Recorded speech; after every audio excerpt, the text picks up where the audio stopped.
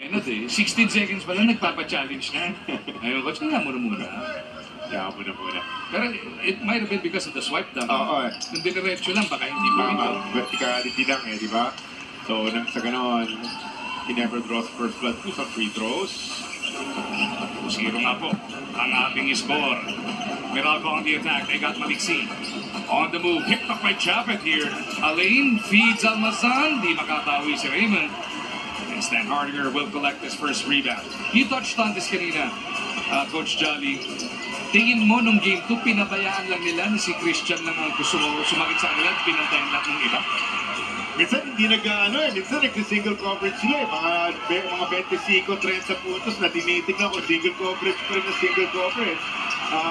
Yung doser silang lahat for 41 big points, but yung mga iba, kinontain na nila, hindi na masyadong gumana, di ba? As Maliksi knocks on the 3, so yun yung sinasabi mo dyan na parang pick your poison, hayaan mo na